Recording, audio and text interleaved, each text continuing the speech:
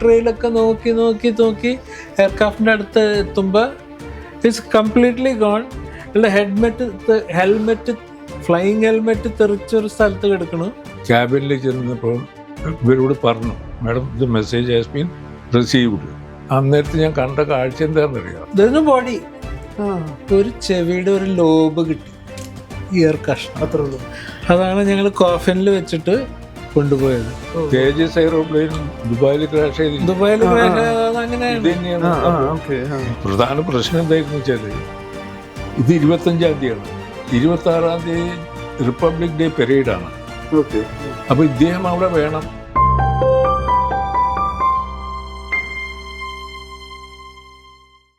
ഇന്ത്യയുടെ ശക്തമായ രണ്ട് ചിറകുകളാണ് എൻ്റെ ഇടത്തും വലത്തും ഇരിക്കുന്ന രണ്ടാളുകൾ. ഒരുപാട് കാലം വ്യോമസേനയിൽ വിംഗ് കമാൻഡറായിട്ട് സേവനം ചെയ്ത് ഇപ്പോൾ ഗുരുവായൂരിൽ സ്ഥിരതാമസമാക്കിയ അച്യുതൻ സാറും അച്യുതൻ സാറിൻ്റെ മകൻ രവീന്ദ്ര സാറും. 95 വയസ്സായി, പക്ഷേ പ്രായം കൊണ്ട് ആരെയും അളക്കാൻ പറ്റില്ല എന്നുള്ളത് ശക്തമായിട്ട് തെളിയിച്ചുകൊണ്ടിരിക്കുകയാണ്. ഭാരതത്തിൻ്റെ 80-ാം സ്വാതന്ത്ര്യ ദിനം ആഘോഷിക്കുന്ന നമ്മുടെ ഇടയിലേക്ക് വളരെ സ്നേഹത്തോടെ അഭിമാനത്തോടെ ഈ അച്ഛനെയും മകനെയും നമസ്തേ ഗുരുവായൂർ സ്നേഹപൂർവ്വം സ്വാഗതം ചെയ്യുന്നു. നമസ്തേ സാർ. നമസ്തേ. നമുക്ക് അച്യുതൻ സാറിൽ തുടങ്ങാം. നാട്ടികക്കാരനാണ് അല്ലെ, ജന്മം കൊണ്ട് നാട്ടികക്കാരനാണ്. എങ്ങനെയാണ് എയർഫോഴ്സിലേക്ക് എത്തണേ? ഞാൻ ആദ്യമൊന്നും പഠിച്ചിട്ടില്ല, 10ാം ക്ലാസ് വരെ എത്തിയിട്ടുള്ളൂ. അന്ന് കേരളം ഉണ്ടായിട്ടില്ല. 10ാം ക്ലാസ് വരെ എങ്ങനെ പഠിച്ചു, നന്നായി പഠിച്ചു. അവസാനം കുറേ 19ാമത്തെ വയസ്സിലാണ് ഈ 10ാം ക്ലാസ് പാസ്സായത്. കുറേയൊക്കെ ഉഴപ്പി അങ്ങനെ പോയിട്ടുണ്ട്. അത് കഴിഞ്ഞാൽ പിന്നെ മുന്നോട്ട് പോകാൻ അന്ന് കോളേജിൽ പോകണമെന്നുണ്ടെങ്കിൽ പാലക്കാട് പോകണം. കൊച്ചി തൃശ്ശൂർ അടുത്താണെന്നുണ്ടെങ്കിലും അതൊരു വേറൊരു സംസ്ഥാനമല്ലേ. അപ്പോൾ തൃശ്ശൂരായിട്ട് അത് കനോലി കനാലിൻ്റെ അപ്പുറത്തുള്ളവരായിട്ട് ഒരു സമ്പർക്കവും ഇല്ല. അപ്പോൾ അങ്ങനെ നോക്കുമ്പോൾ അച്ഛൻ പറഞ്ഞു, പാലക്കാട് പോയിട്ട് അവിടെ താമസിച്ച് പഠിക്കണ്ടേ, അതൊന്നും എന്നെ കൊണ്ട് ഇപ്പോൾ പറ്റില്ല. അങ്ങനെ പറഞ്ഞിരിക്കുമ്പോൾ എൻ്റെ ഒരു സ്നേഹിതൻ, ക്ലാസ്മേറ്റും സ്നേഹിതനും എവിടെയോ ജോലി അന്വേഷിച്ച് പോകുന്നുണ്ടെന്ന് അറിയാൻ പറ്റി.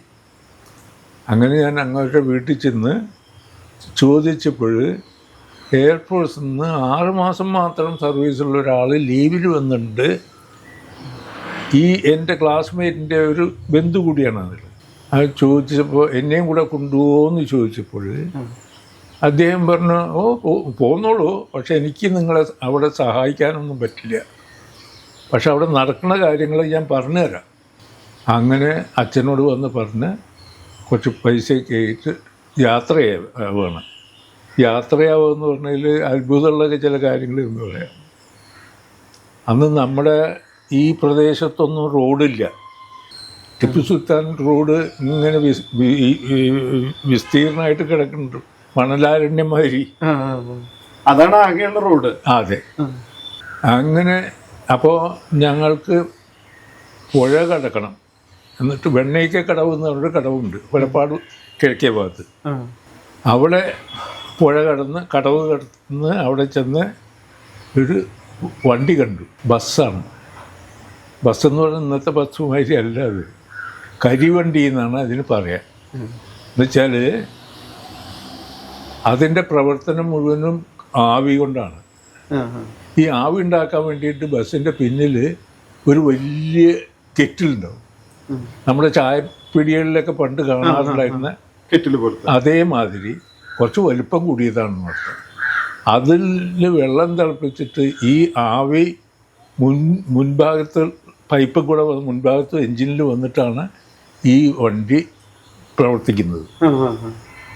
ബസ് സീറ്റുകളൊക്കെ മരത്തിൻ്റെയാണ്, നമ്മുടെ ക്ലാസ് റൂമിലെ ബെഞ്ച് മാതിരി. അങ്ങനെ തൃശ്ശൂരിൽ നിന്നും ട്രെയിൻ ആദ്യമായിട്ട് കാണുകയാണ്. അങ്ങനെ മദുരാശിയിലെത്തി. മദുരാശിയിൽ ഒരു ലോഡ്ജിൽ ഞങ്ങൾ താമസിച്ചു. റിക്രൂട്ടിംഗ് ഓഫീസ് നടക്കാനുള്ള വഴിയുള്ളൂ. അവിടെ പോയി. അപ്പോൾ കണ്ടമാതിരി ജനങ്ങളുണ്ട്. ചെറുപ്പക്കാർ. എല്ലാവരും ഇംഗ്ലീഷ് സംസാരിക്കുന്നു. ഞാൻ എൻ്റെ കൂട്ടുകാരോട് പറഞ്ഞല്ലോ, ഇത് നമ്മൾ വന്ന സ്ഥലം തെറ്റിയിട്ടുണ്ടോ എന്ന്. എന്തിനു പറയുന്നത്, ചുരുക്കി പറഞ്ഞാൽ അവരുടെ ചില ടെസ്റ്റുകളൊക്കെ ഉണ്ട്, അതൊക്കെ കഴിഞ്ഞു. അപ്പോൾ ഇദ്ദേഹം അവിടുത്തെ റിക്രൂട്ടിംഗ് ഓഫീസർ ഓരോരുത്തരോടും ചോദിക്കും, എന്താണ് നിങ്ങൾക്ക് ജോലി വേണ്ടത്. അപ്പോൾ എന്നോട് ചോദിച്ചപ്പോൾ ഞാൻ പറഞ്ഞു ടെക്നിക്കൽ ജോലി വേണം. അപ്പോൾ ഇദ്ദേഹം പറഞ്ഞു, ഈ ടെക്നിക്കൽ ജോലി ട്രേഡിൽ ഇപ്പോൾ വേക്കൻസി ഇല്ല, വേണമെങ്കിൽ താഴ്ന്ന ലെവലിൽ ചേർന്നോളുന്നു. അപ്പോൾ ഞാൻ ആദ്യം പറഞ്ഞു വേണ്ടെന്നാണ്. പിന്നെ ലോഡ്ജിൽ വന്ന് ആലോചിച്ചപ്പോൾ വീട്ടിൽ ചെന്നിട്ട് എന്താ ചെയ്യുക, ഒരു ഓപ്പണിങ്ങും ഇല്ല. അന്നത്തെ ആകെയുള്ള ഒരു ഓപ്പണിങ് എന്താണെന്ന് വെച്ചാൽ ടീച്ചേഴ്സ് ട്രെയിനിങ് ആവും പോവുക. എനിക്ക് വലിയ തൃപ്തി ഉണ്ടായിരുന്നില്ല ആ കാര്യത്തിൽ. അപ്പോൾ അന്ന് രാത്രി ഞാൻ ആലോചിച്ച് ഇതിൽ തന്നെ ചേരുക എന്ന് പറഞ്ഞു. അങ്ങനെ നെക്സ്റ്റ് ഡേ അദ്ദേഹത്തിനോട് പോയി പറഞ്ഞു ഞാൻ ചേർന്നോളാം. അപ്പോൾ ഈ ഓഫീസർ അകത്തുനിന്ന് വിളിച്ചു, ആരാ അച്യുതൻ എന്ന്. ഞാൻ അകത്ത് ചെന്നപ്പോൾ അയാൾ പറഞ്ഞത് എന്താണെന്ന് വെച്ചാൽ, തനിക്ക് 10 ദിവസം കഴിഞ്ഞിട്ട് വരാൻ പറ്റുമോ എന്ന് ചോദിച്ചു. വരികയാണെങ്കിൽ ഞാൻ നല്ല ട്രേഡ് തരാം, പുതിയ ട്രേഡാണ്, വളരെ ഫ്യൂച്ചറുള്ളതാണ് എന്ന് പറഞ്ഞ്. അങ്ങനെ അദ്ദേഹം ഇതും കൂടെ പറഞ്ഞു, തൻ്റെ സർട്ടിഫിക്കറ്റ് ഞാൻ ഇപ്പോഴാണ് കണ്ടത്, you are done well in our exam also. അപ്പോൾ ഞാൻ സന്തോഷമായിട്ട് അങ്ങനെ 10 ദിവസം അവിടെ തന്നെ കൂടി. അച്ഛൻ കുറച്ചും കൂടെ പൈസ അയച്ചു തന്നു മണി ഓർഡറായിട്ട്. അങ്ങനെ ട്രെയിനിങ്ങിന് വേണ്ടിയിട്ട് ബാംഗ്ലൂർ ജലഹാലി എന്നും പറഞ്ഞിട്ടൊരു ദിക്കുണ്ട്, ബാംഗ്ലൂർ സിറ്റിയുടെ നോർത്ത് സൈഡിലാണ്. ആ ട്രെയിനിങ് ഒരു 1.5 കൊല്ലം ഉണ്ടായിരുന്നത്. അത് കഴിഞ്ഞ് അവിടുന്ന് ട്രെയിനിങ് കഴിഞ്ഞ് പിന്നെ എൻ്റെ ഫസ്റ്റ് എയർഫോഴ്സിലത്തെ പോസ്റ്റിങ് ദ്വാരക എന്ന് പറഞ്ഞിട്ടൊരു ദിക്കുണ്ട് ഗുജറാത്തിൽ, അവിടെയായിരുന്നു. അവിടെ പോയി ജോലിയൊക്കെ കഴിഞ്ഞ് ഒരു 1.5 കൊല്ലം കഴിഞ്ഞപ്പോൾ പിന്നെ ഒരു ഫർദർ ട്രെയിനിങ്ങിന് അയച്ചു. ബാംഗ്ലൂർ തന്നെ വന്നു. അത് കഴിഞ്ഞ് പിന്നെ ഞാൻ അമൃത്സറിൽ ട്രാൻസ്ഫർ ചെയ്തു. അവിടെ ഒരു പഴയ റേഡാർ സെറ്റ് ഉണ്ടായിരുന്നു, സെക്കൻഡ് വേൾഡ് വാറിൽ പണ്ട് ഉപയോഗിച്ചിരുന്നതാണ്. ഒക്കെ പഴയതായി. പക്ഷേ അതിൽ എനിക്ക് എന്തോ ഒരു ദൈവാനുഗ്രഹം കൊണ്ടായിരിക്കാൻ വേണമെങ്കിൽ ഒരു നൈപുണ്യം ഉണ്ടായി. ഞാനില്ല എന്നുണ്ടെങ്കിൽ അത് വർക്ക് ചെയ്യില്ല. അങ്ങനെയുള്ള അവസ്ഥയിലെത്തിയത് 6th ഇയറിൽ എന്നെ ബാംഗ്ലൂർക്ക് ഇൻസ്ട്രക്ടറായിട്ട് ട്രാൻസ്ഫർ ആക്കി. അത് നടന്നുകൊണ്ടിരിക്കുമ്പോൾ ഇംഗ്ലണ്ടിലേക്ക് ഒരു ട്രെയിനിങ്ങിന് അയച്ചു. അത് കഴിഞ്ഞ് തിരിച്ചു വന്ന് അന്ന് ഇന്ത്യയിലത്തെ എയർഫോഴ്സിൽ ആദ്യം വാങ്ങിച്ച ജെറ്റ് ബോംബർ വിമാനമായിരുന്നു ഇതിൽ. അതിലെ ഒരു റേഡാർ സെറ്റിലായിരുന്നു എൻ്റെ ട്രെയിനിങ്. അത് കഴിഞ്ഞ് 2-2.5 കൊല്ലം കഴിഞ്ഞപ്പോൾ എനിക്ക് ഭയങ്കര, എപ്പോൾ ഇവർക്ക് ട്രെയിനിങ്ങിന് വേണ്ടിയിട്ട് പ്രാക്ടീസ് ബോംബിങ്ങിന് വേണ്ടിയിട്ട് പൂനെയിൽ നിന്ന് ആഗ്രയിലേക്ക് പോകും. ഈ എല്ലാ പ്രാവശ്യവും എനിക്കും കൂടെ പോകേണ്ട വരും. ഇങ്ങനെ ഇപ്പോൾ ഒരു മാസത്തിലൊക്കെ എങ്ങനെയാകുമ്പോൾ പകുതി ഡ്രസ്സ് അവിടെയും ഇവിടെയൊക്കെ ആയിട്ട്, അന്ന് ശമ്പളമൊന്നും ഇല്ല അങ്ങനെ കാര്യമായിട്ട്. അപ്പോൾ എനിക്ക് മടുത്തു തുടങ്ങി. അപ്പോൾ ഞാൻ നമ്മുടെ ഇൻചാർജിനോട് പറഞ്ഞു, സാർ എനിക്ക് പറ്റണില്ല. എന്തിനാ? അദ്ദേഹം പറഞ്ഞു, അച്ചു നീ പോയിട്ടില്ല എന്നുണ്ടെങ്കിൽ എന്താ ഉണ്ടാവുന്നത് നിനക്കറിയാം, so you have no option എന്ന് പറഞ്ഞു. അങ്ങനെ ഇരിക്കുമ്പോൾ എൻ്റെ ഒരു ഫ്രണ്ട് അവിടെ അടുത്ത സ്ക്വാഡ്രണിൽ ഇന്ന് അവിടെ കയറി വന്നു. എൻ്റെ അടുത്തൊരു പേപ്പർ ഉണ്ടായിരുന്നു. എന്താണോ എന്ന് ചോദിച്ചപ്പോൾ പറഞ്ഞു, ഞാൻ സിഗ്നലറായിട്ട് അപ്ലൈ ചെയ്യാൻ പോകുന്നതാണ്.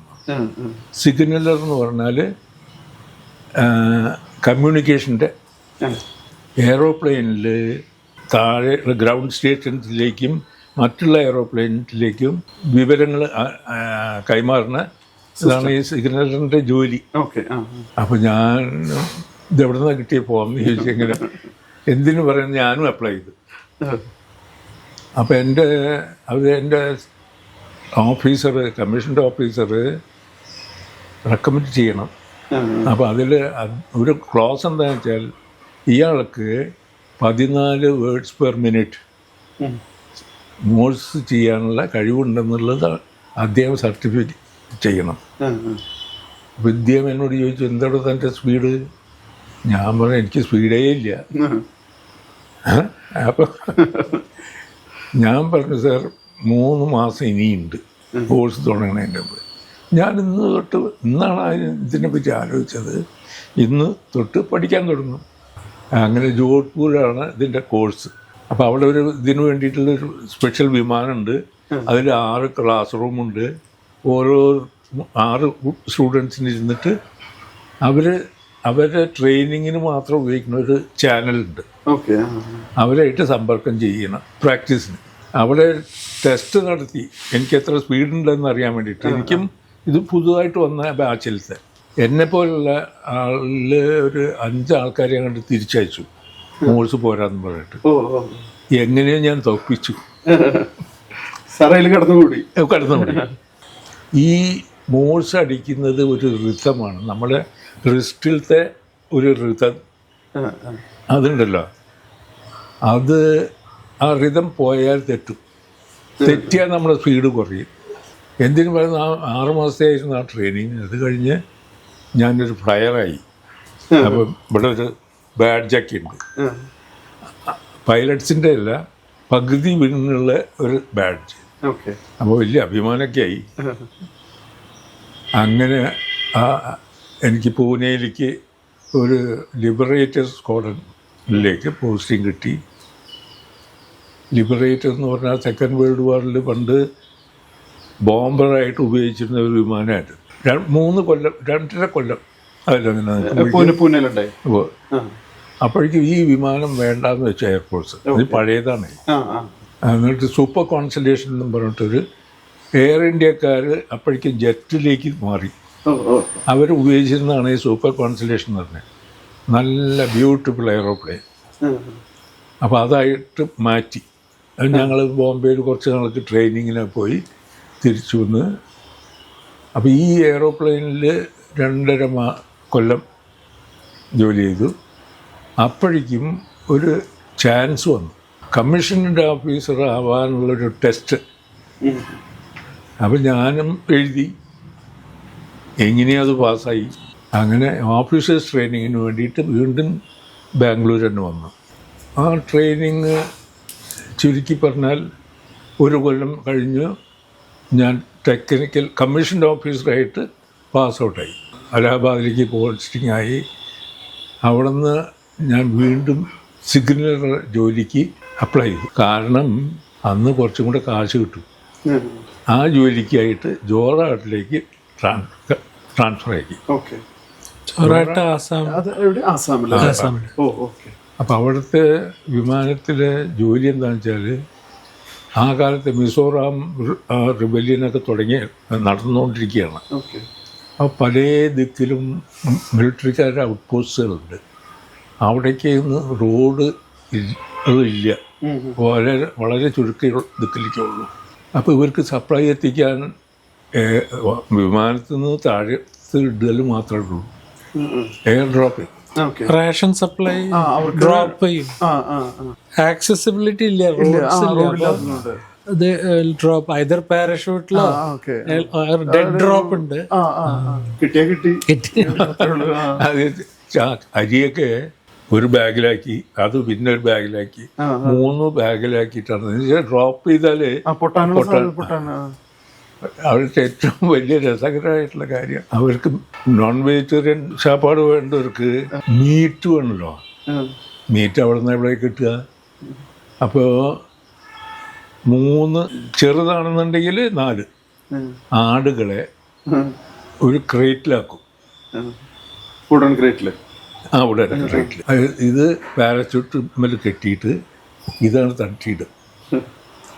ലൈവ് എന്നുവെച്ചാൽ ഇപ്പം മീറ്റ് ഡ്രോപ്പ് ചെയ്താൽ അധികം നിൽക്കില്ല. അപ്പൊ ഇത് മീറ്റ് ഓൺ ഹൂസ്, അങ്ങനെയാണ് അതിന് പറയാ. വളരെ ഫേമസ് ആയിട്ടുള്ള ഒരു പരിപാടിയത്. അവിടെ 2 ആക്സിഡന്റ് ഉണ്ടായി. എൻ്റെ 2 റൂംമേറ്റ്സ് 2 പോയി. അങ്ങനെ ഇരിക്കുമ്പോഴേക്കും എനിക്ക് അപ്പം ഞാനിങ്ങനെ ഡൽഹിയിലേക്ക് VIP സ്ക്വാഡ്രനിലേക്ക് മാറ്റം വന്നത്. പോസ്റ്റിംഗ്. അപ്പോൾ അവിടെ 7 കൊല്ലം ഉണ്ടായിരുന്നു. ഇതായിരുന്നു ഏറ്റവും രസകരമായിട്ടുള്ള സമയം. പ്രസിഡന്റ് ആയിട്ട് ഗിരി എലക്ട് ചെയ്ത് വന്നിരിക്കുകയാണ്. അന്നത്തെ പ്രധാനമന്ത്രി ഇന്ദിരാഗാന്ധിയെ. പിന്നെ അതുമാതിരിയുള്ള പല VIPസിനെയും കൊണ്ടുവരാണ് ഇവരുടെ തൊഴിൽ. പലതരം VIPസും പോയിട്ടുണ്ട്. പല വികൃതികളും കാണാനും പറ്റും. അതിൽ ഇപ്പം എനിക്ക് ഓർമ്മ വരുന്നത്, ഏറ്റവും മാഹനീയമായിട്ടുള്ള ഓർമ്മ ഇന്ദിരാഗാന്ധി ആയിട്ടുള്ള പോക്കാണ്. ഇലക്ഷന് പോകുമ്പോൾ പ്രത്യേകിച്ച് ഈ ഖാദി ഡ്രസ്സാണ് ഉപയോഗിക്കുക. അത് ഫുൾ സ്ലീവ്സ് ഒക്കെ ഇട്ട് നല്ലോണം ഷാർട്ടൊക്കെ ഇട്ട്. അപ്പോൾ ഇവർ ഇറങ്ങുന്നതിൻ്റെ മുമ്പ്, അപ്പോൾ എനിക്ക് എൻ്റെ സീറ്റ് ഈ ഡോറിൻ്റെ അടുത്താണ്. അപ്പോൾ ഇതൊക്കെ കാണാൻ പറ്റും. കാളിച്ചരൻ എന്നും പറഞ്ഞിട്ട് ഇവരൊരു അറ്റൻഡൻ്റ് ഉണ്ടായി. അയാൾ വന്നിട്ട് ഈ സാരിയൊക്കെ ഫ്രിൽ ശരിയാക്കണം. അങ്ങനെ ഇരിക്കുമ്പോൾ ഒരു ദിവസം ബീട്ടാന്ന് പറഞ്ഞ ഒരു ചെറിയ എയർട്രോമുണ്ട് ബീഹാറിൽ. അവിടെ പോയി ഇവർ പോകണ്ടായിരുന്നു. അവിടെ ചെന്ന് നോക്കുമ്പോൾ അവിടെയുള്ള ലേഡർ ഉണ്ടല്ലോ, അതിന് ഉയരം പോരാ. നമ്മുടെ വിമാനത്തിൻ്റെ വാതിലിൻ്റെ ഏറ്റവും അടിയിൽ 9 അടി ഉയരമാണ്. ഇത് പോരാ. അപ്പോൾ ഇനിയിപ്പോൾ എന്താ ചെയ്യുക? ഇവരുടെ കൂടെ കുറേ കോൺഗ്രസ്, വെസ്റ്റ് ബംഗാളിലെ കോൺഗ്രസ് പ്രസിഡന്റ്, ഒരു സ്ത്രീ, അവരുടെ പേര് എനിക്ക് ഓർമ്മയില്ല, അവരും കൂട്ടരൊക്കെ ഉണ്ട്. അപ്പോൾ നമ്മൾ പൈലറ്റ് പോയിട്ട് പറഞ്ഞു, മാഡം എങ്ങനെയാണ്? അവർ ദേഷ്യപ്പെട്ടൊന്നുമില്ല. അപ്പോൾ ഒരു കൊലാപ്സിബിളായിട്ടുള്ളൊരു ഏണിയുണ്ട് അതിൽ, അത് നീട്ടി എന്നിട്ട് ഇവർ ഇത് പിടിച്ച് ഇറങ്ങി. അപ്പം ഇങ്ങനെയാണ് കപ്പലിൽ നിന്ന് റോപ്പ് ലേഡർ ഉപയോഗിച്ചിട്ട് ആളുകൾ ഇറങ്ങാമെന്നും പറഞ്ഞിട്ട് രസകരമായിട്ട് ചിരിച്ചിട്ടാണ് ഇവരിറങ്ങിയത്. അപ്പോൾ ബാക്കിയുള്ളവർക്ക് നിവൃത്തിയുണ്ടാവും. ഒരു തടിച്ച പ്രായമായിട്ടുള്ളൊരു സ്ത്രീയാണ് ആ കോൺഗ്രസ് പ്രസിഡന്റ് ബംഗാളിലെ. എങ്ങനെയൊക്കെയോ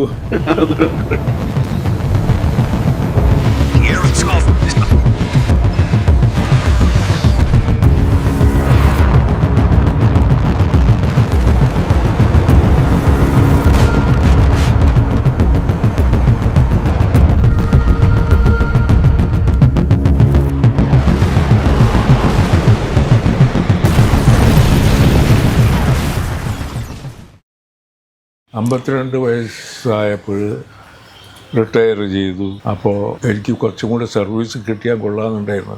കുട്ടികളുടെ പഠിപ്പൊന്നും ആയിട്ടുണ്ടായിരുന്നില്ല മുഴുവനും. അങ്ങനെ ഒരു 4 കൊല്ലത്തെ എക്സ്റ്റൻഷൻ കിട്ടി. അത് കഴിഞ്ഞ് 1987 യൂണിഫോം അഴിച്ചു. അച്ഛൻ ഇത്രയും സോഫ്റ്റ് ആയിരുന്നു?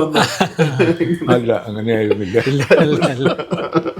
പുറത്ത് ലോകത്തിനോട് സോഫ്റ്റ് ആയിരുന്നു, അകത്തുണ്ടായിരുന്നില്ല.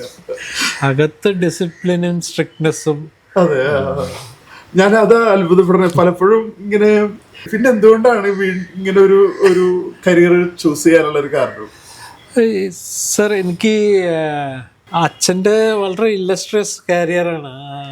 എസ്പെഷ്യലി ഫ്രം റാങ്ക്സ് നിന്നും ഇത്രയും മുകളിലേക്ക് പോകണമെങ്കിൽ it has to be really. എൻ്റെ അത്ര സ്പെക്ടാക്കുലർ ഒന്നും ആയിരുന്നില്ല. എനിക്ക് ഫ്ലൈയിങ്ങിന് താല്പര്യമുണ്ടായിരുന്നു, എയ്റോപ്ലെയിനിൽ ഭയങ്കര താല്പര്യം ഉണ്ടായിരുന്നു. എനിക്ക് ചെറുപ്പം തൊട്ട് ഞാൻ ഓരോ എയ്റോപ്ലെയിൻ കണ്ടിട്ട് ഈവൻ ഔട്ട്ലൈൻ മാത്രം ഉണ്ടെങ്കിൽ അതിനെ ഐഡൻറ്റിഫൈ ചെയ്യും. അപ്പം അങ്ങനത്തെ ഒരു ഹോബിയോ ഹാബിറ്റോ ഒന്ന് ഫ്ലൈയിങ്ങിന് താല്പര്യം ഉണ്ടായിരുന്നു.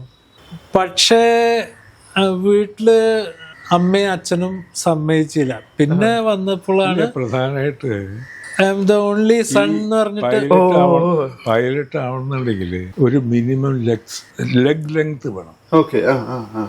ഈ പെഡൽസ് ഓപ്പറേറ്റ് ചെയ്യാൻ ഇദ്ദേഹം എൻ്റെ മാതിരി ഉയരില്ലാത്ത ആളാണ്. അപ്പം അത് പറ്റുമോയെന്ന് സംശയം ഉണ്ടായിരുന്നു. പിന്നെ ഒരു പേടിയുണ്ടോ സ്വന്തം മകന്? ഇല്ല അങ്ങനത്തെ പേടിയൊന്നുമില്ല. അമ്മയ്ക്കുണ്ടായിരുന്നു. അപ്പോ അത് കാരണം ഞാൻ പിന്നെ ഗ്രൗണ്ട് ഡ്യൂട്ടീസിൽ അപ്ലൈ ചെയ്തു. ഗ്രൗണ്ട് ഡ്യൂട്ടീസിൽ ഇതേമാതിരി ചേർന്നു. എയർഫോഴ്സ് അക്കാഡമിയിലാണ് ട്രെയിനിങ്.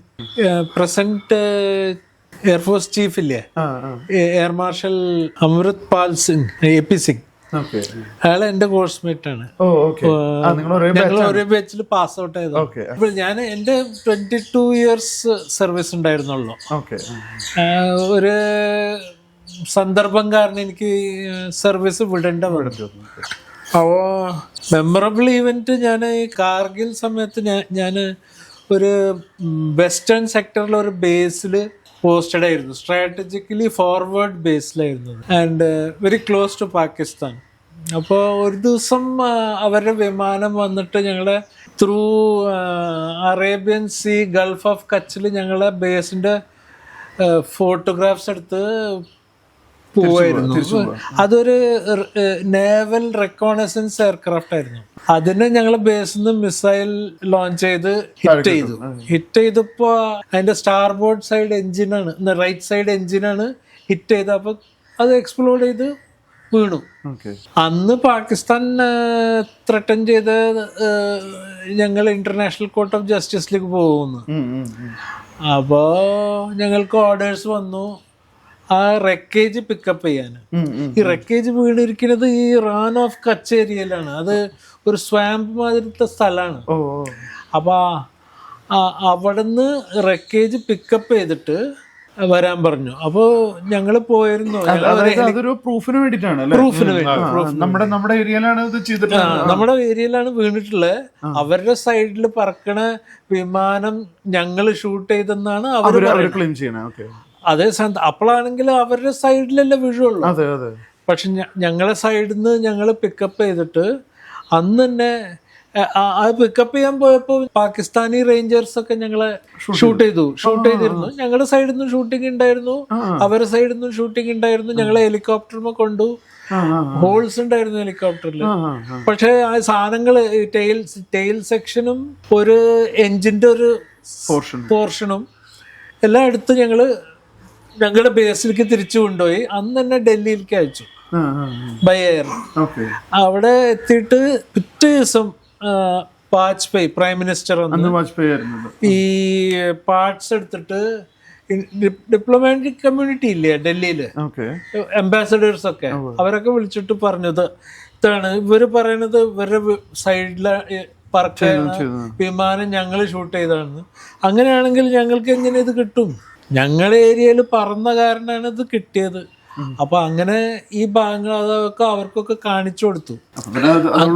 അതോടുകൂടി ആ ചാപ്റ്റർ തീർന്നു. പക്ഷെ അവര് കോർട്ട് ഓഫ് ജസ്റ്റിസിൽ പോയി, കോർട്ട് ഓഫ് ജസ്റ്റിസ് അവരുടെ കേസ് ഡിസ്മിസ് ചെയ്തു. അതൊരു മെമ്മറബിൾ ഈവന്റ് ആണ്. പിന്നെ സർ, ഈ ആർമിയിലത്തെ പട്ടാളത്തിലത്തെ ജവാൻസ് ഒക്കെ ഇല്ലേ, അത്രയും ഹൈറ്റിലൊക്കെ പോയി ക്യാപ്ചർ, അവരാണ് ആക്ച്വലി അവരെ ഹീറോസ്. നമ്മൾക്കൊക്കെ അതൊക്കെ ഒരു സാക്രഡ് ഗ്രൗണ്ട് മാതിരിയാണ് അവര് ചെയ്തതേ. ഇപ്പൊ അച്ഛൻ ഓൾറെഡി ഫോഴ്സിലുണ്ടായിരുന്നു, അതിനു മുമ്പ് അച്ഛനെ അറിയാം. ഫോഴ്സിൽ വന്ന് അറിയുന്ന ഒരു അച്ഛൻ, അതെന്തായിരുന്നു ഒരു ഡിഫറൻസ് അങ്ങനെ തോന്നിയിട്ടുണ്ടോ? കാരണം ഫോഴ്സിൽ വരുമ്പോൾ കുറച്ചും കൂടി വേറെ ചില കഥകളൊക്കെ അറിയണ്ടോ? ചില അച്ഛന്റെ ചില ദേഷ്യം പിടിക്കലും എന്താ ചില റീസണിങ്സും ഞാൻ ഫോഴ്സിൽ ചേർന്ന് കഴിഞ്ഞിട്ടാണ് മനസ്സിലായത്. ചില കാര്യങ്ങൾ പറയുമ്പോൾ അന്നേരത്തെ മനസ്സിലാവണുണ്ടായിരുന്നില്ല. ഞാൻ ഫോഴ്സിൽ ചേർന്ന് കഴിഞ്ഞപ്പോഴാണ് അച്ഛൻ ഇങ്ങനെ എന്തിനാ പറഞ്ഞിരുന്നേന്നൊക്കെ മനസ്സിലാവണത്. എത്ര വർഷം ഉണ്ടായിരുന്നു? 22 വർഷം ഉണ്ടായിരുന്നു എയർഫോഴ്സിൽ. അച്ഛൻ 37 വർഷം അല്ലേ? 37 വർഷം. രണ്ടുപേരും കൂടിയിട്ടൊരു 60 years ഓൾമോസ്റ്റ്. അതെ അല്ലേ? നിങ്ങൾ ഒരുമിച്ച് ഫ്ലൈ ചെയ്തിട്ടുണ്ടോ? ഇല്ല. ഞാൻ പാരജമ്പിങ്ങിന് പോയിട്ടുണ്ട്, പാരജമ്പിങ് ചെയ്തിട്ടുണ്ട്. എനിക്ക് വിമാനം പറപ്പിക്കാൻ പറ്റില്ല എന്നുള്ളൊരു ദുഃഖം ഉണ്ടായിരുന്നു. അപ്പൊ പറപ്പിക്കാൻ പറ്റില്ല, അതിന്ന് ചാടെങ്കിലും ചെയ്യല്ലോ, അതിന് പോയിട്ടുണ്ടായിരുന്നു. അപ്പൊ ഞങ്ങള് ഒരു 8 jumps ചെയ്തു. അതിന് 2 നൈറ്റിലും 6 ഡേയിലും ചെയ്തു. അത് ഒരു വോളണ്ടിയർ ചെയ്തിട്ട് പോയതാണ്. ഒരു അങ്ങനെ അങ്ങനെ അങ്ങനെ അതാണ് സർവീസിന്റെ ബ്യൂട്ടി. അതെ. നമുക്ക് വോളണ്ടിയർ ചെയ്യാം, എന്തെങ്കിലും റിസ്കി ആണെങ്കിലും വോളണ്ടിയർ ചെയ്യാം. മറ്റു രാജ്യങ്ങളിലേക്കും ഫ്ലൈ ചെയ്ത് പോയിട്ടുണ്ടാവില്ലേ? ധാരാളം. അപ്പൊ ഈ നേരത്തെ പറഞ്ഞ പോലെ നമുക്ക് പാകിസ്ഥാൻ ഇങ്ങോട്ട് വന്നെന്ന് പറഞ്ഞ പോലെ നമ്മളത്ര മോശക്കാരൻ.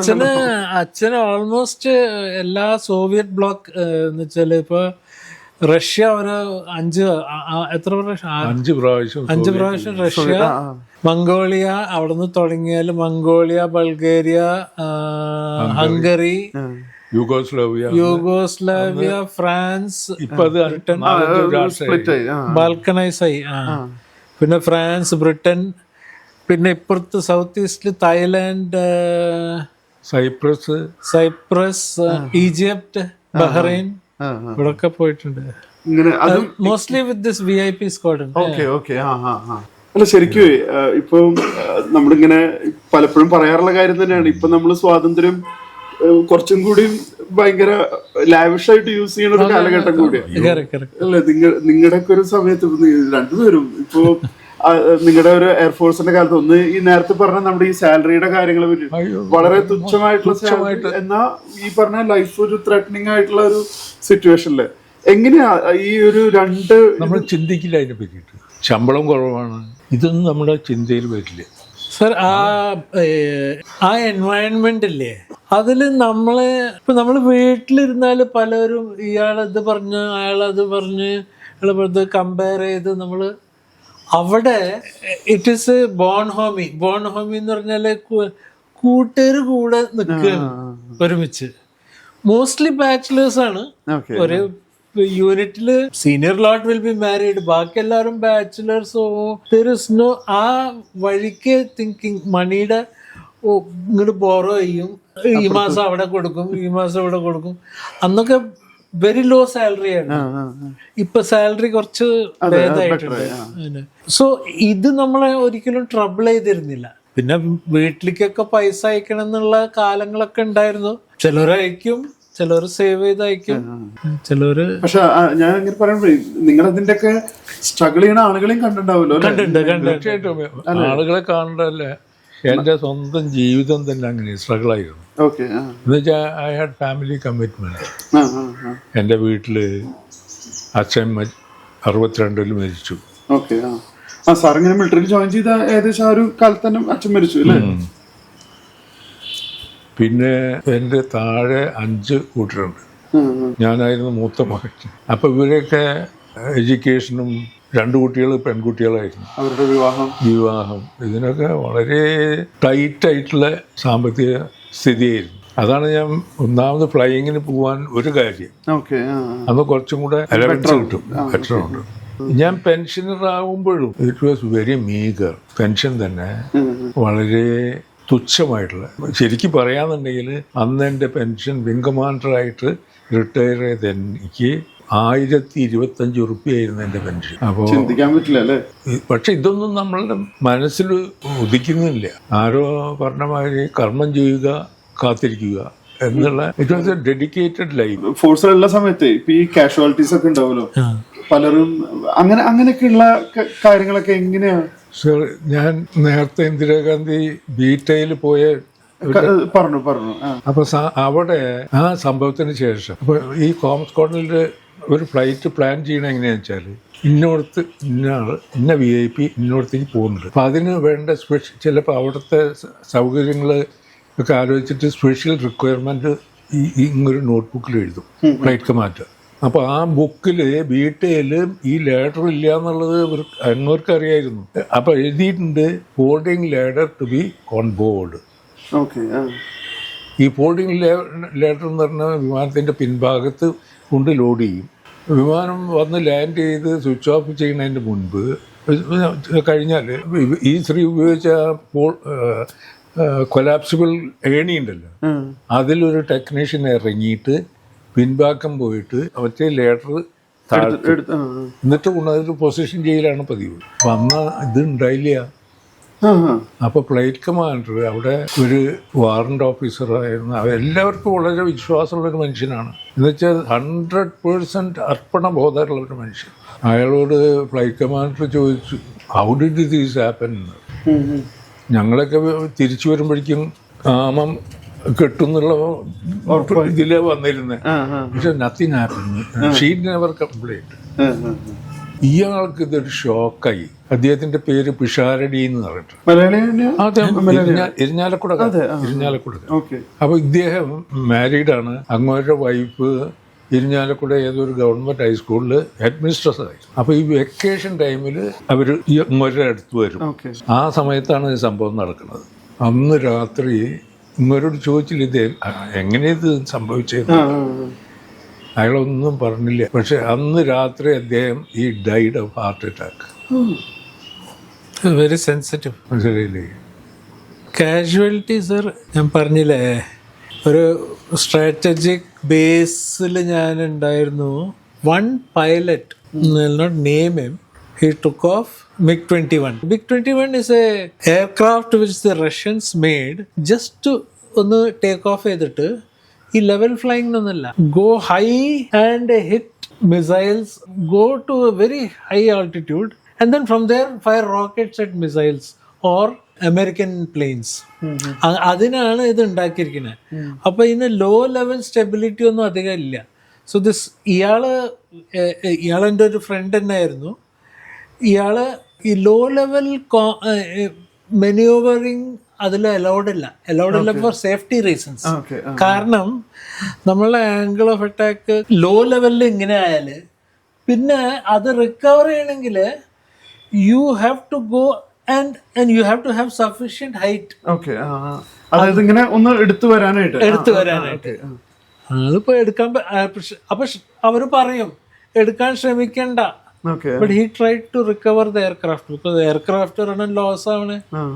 But he crashed into the Tejas airplane മരിച്ചുപോയി. ആൻഡ് അപ്പോ ഞാൻ അവിടുത്തെ ചീഫ് അഡ്മിൻ ഓഫീസർ ആയിരുന്നു ബേസിന്റെ ഫുൾ. ഇത് ബേസിന്ന് ഒരു 70-80 കിലോമീറ്റർ അമംഗ് ദ റോക്കി മൗണ്ടൻസിലാണ് ഇയാൾ പോയി ക്രാഷ് ചെയ്തത്. അപ്പൊ ഞങ്ങൾ ഡ്രൈവ് ചെയ്ത് പോയി തെരഞ്ഞ് സ്മോക്ക് ട്രെയിലൊക്കെ നോക്കി എയർക്രാഫ്റ്റിന്റെ അടുത്ത് എത്തുമ്പോ it's completely gone. Helmet flying helmet തെറിച്ചൊരു സ്ഥലത്ത് കിടക്കണു. No body. ഒരു ചെവിയുടെ ഒരു ലോബ് കിട്ടി, ഇയർ കഷ്ണം. അത്രേ ഉള്ളൂ. അതാണ് ഞങ്ങൾ കോഫിനിൽ വെച്ചിട്ട് കൊണ്ടുപോയത്. അത്രക്കുള്ളോ? നിങ്ങളൊക്കെ ചെയ്യണ അല്ലെങ്കിൽ ഇപ്പൊ നമ്മുടെ ഓരോ ഫോഴ്സും ചെയ്യണ അതിന്റെ ഒരു വില നമ്മൾ കൊടുക്കണ്ടോ എന്നുള്ളത് അതൊക്കെ ഇങ്ങനെ ഓർത്തു പോവാണ്. നമ്മളിവിടെ അനുഭവിക്കുന്ന ഒരു ഫ്രീഡം നമ്മളത് മിസ്യൂസ് ചെയ്യാണോ എന്നൊക്കെ ഇങ്ങനെ പോവാണ്. നമ്മൾ ഈ പൊളിറ്റിക്സും അല്ലെങ്കിൽ റിലീജിയനും അല്ലെങ്കിൽ അങ്ങനെയൊക്കെ പറഞ്ഞ് അല്ലെ ആളുകൾ തമ്മിൽ അങ്ങോട്ടും ഇങ്ങോട്ടും. ശരിയാ സർ. പിന്നെ ഒരിക്കലും നമ്മള് രാജ്യത്തിന് വേണ്ടി സർവീസ് ചെയ്തെന്നൊന്നും ഞങ്ങളൊന്നും പറയില്ല. അത് ഞങ്ങൾ വോളണ്ടിയർ ചെയ്ത് പോയതാണ്. ഞങ്ങൾക്ക് അതിനുള്ള ശമ്പളവും കിട്ടിയിട്ടുണ്ട്.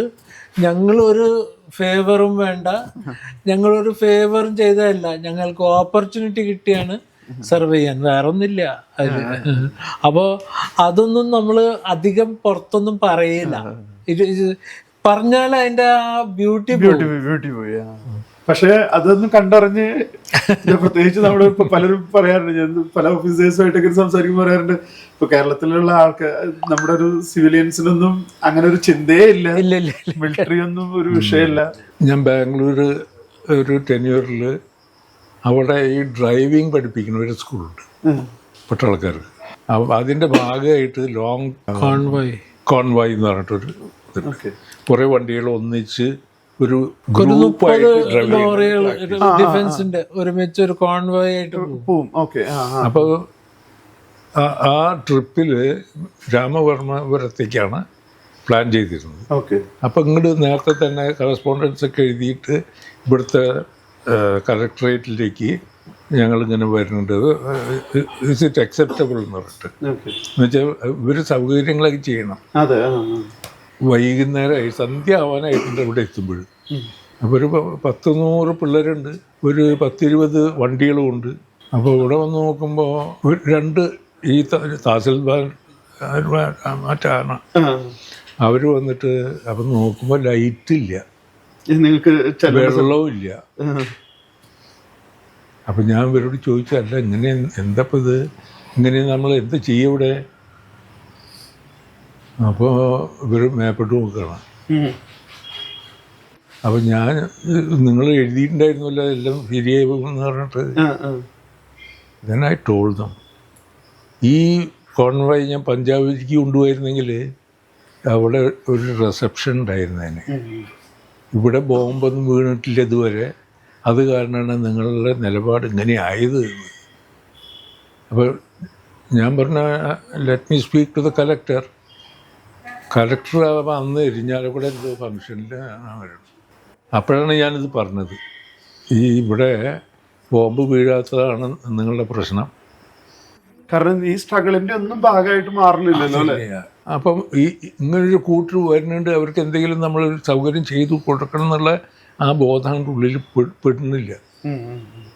ഇത് ഞാൻ പറഞ്ഞോട് കൂടിയിട്ട് അവർ വിത്തിൻ ഹാഫ് ആൻ അവർ ഒരു വണ്ടി നിറച്ച് ട്യൂബ് ലൈറ്റും കുന്തങ്ങളും ഇങ്ങനെ തിരിഞ്ഞു നോക്കുമ്പോഴേ ഭയങ്കരമായിട്ട് പ്രൗഡായിട്ട് തോന്നണ. തീർച്ചയായിട്ടും എൻ്റെ ജീവിതത്തിലെ പ്രധാനമായിട്ടുള്ള മോട്ടീവ് ഫോഴ്സ് അതാണ്. മൈ ഹെൽത്ത് ഈസ്, ഞാൻ വളരെ ആക്റ്റീവായിരുന്നു സർവീസിൽ. പെരേഡ് ഒക്കെ ഞാൻ യൂണിഫോം അഴിച്ച അന്ന് തന്നെ I was commanding A parade. പിന്നെ റുട്ടീൻ ഡിസിപ്ലിൻ ലൈഫ്. ഈയിടെ കഴിഞ്ഞ കൊല്ലം സെപ്റ്റംബറിൽ തന്നെയാണ് എനിക്കൊരു സർജറി ഉണ്ടായിരുന്നു അവിടെ അമര ഹോസ്പിറ്റലിൽ. അപ്പോൾ അവർ എൻ്റെ വയസ്സ് കണ്ടപ്പോൾ സർജനായിട്ട് സംസാരിക്കണം എന്ന് പറഞ്ഞു. അങ്ങനെ സർജൻ എന്നെ കണ്ടു. ഈ spoke to me for 1 hour. അയാൾ എൻ്റെ ചരിത്രങ്ങളും എൻ്റെ വിവരങ്ങളൊക്കെ ചോദിച്ചിട്ട് അങ്ങനെ ഓപ്പറേഷൻ കഴിഞ്ഞു. അത് കഴിഞ്ഞിട്ട് അവരൊരു പ്രസൻറ്റ് ഉണ്ടായിരുന്നു എനിക്ക്, ഇത്രയും വയസ്സായിട്ടുള്ള മേജർ ഓപ്പറേഷൻ സസ്റ്റെയിൻ ചെയ്ത ആളാണെന്നൊക്കെ പറഞ്ഞിട്ട്. നമ്മൾ കൺക്ലൂഡ് ചെയ്യുമ്പോൾ ഇപ്പോഴത്തെ ഒരു ആളുകളോടോ അല്ലെങ്കിൽ എന്തെങ്കിലുമൊക്കെ ഒരു ഇല്ല, അത് എന്നെ സംബന്ധിച്ചോളം ഞാൻ നോക്കുമ്പോൾ കാലം മുന്നോട്ട് പോവുകയാണ്. So changes are bound to be there, opinions are bound to change. And from now, നമ്മൾ അമേരിക്കൻ വീറ്റ് ഗിഫ്റ്റ് കൊണ്ട് ജീവിച്ചൊരു കാലം ഉണ്ടായിരുന്നു, മനസ്സിലായില്ലേ? ആ കാലം പോയി. ഇന്ന് ആദ്യത്തെ 5-year പ്ലാനിൽ, first 5-year plan, the outlay was 25,000 crores. ഇന്ന് ഈ കേരളത്തിലെ ഏതോ ഒരു ഡിപ്പാർട്ട്മെൻറ്റ് വേണമെങ്കിൽ 25,000 rupees ഇതുണ്ട്. 5 കൊല്ലത്തേക്കുള്ള ഒരു ഔട്ട്ലേ ആണ് ഈ പറയണത്. That was our condition. പട്ടിണി. ഞാൻ സ്കൂളിൽ പഠിക്കുന്ന കാലത്ത് ക്രൂഡ് ഓയിലിന് വേണ്ടിയിട്ട്, അന്ന് വീട്ടിൽ കറണ്ടൊന്നും ഇല്ലല്ലോ, ക്രൂഡ് ഓയിലാണ് കത്തിക്കാൻ ഉപയോഗിക്കുക. അതിന് ക്യൂ നിന്ന് 3 പീടിക നാട്ടിയ ബീച്ചിൽ നിന്ന് നാട്ടിയ 3 പീടിക സെൻറ്ററിൽ വന്ന് റേഷൻ കടയിൽ ക്യൂ നിന്ന അനുഭവം ഉണ്ട് എനിക്ക്. അതായിരുന്നു ഇന്ത്യയിലത്തെ അവസ്ഥ അന്ന്, ദാരിദ്ര്യം. അങ്ങനെയുള്ളൊരു കാലത്തുനിന്ന് നമ്മൾ ഇവിടം വരെ എത്തി. Great progress we have achieved. നമുക്ക് ഓരോ ഇന്ത്യനും അഭിമാനിക്കാവുന്നതാണ്. എന്നെ സംബന്ധിച്ചോളം ദാറ്റ് ഈസ് മൈ ഒപ്പീനിയൻ. എന്തായാലും നമ്മൾ കൺക്ലൂഡ് ചെയ്യാണ്. വലിയ, എനിക്ക് രണ്ടുപേർക്കും സല്യൂട്ടാണ്.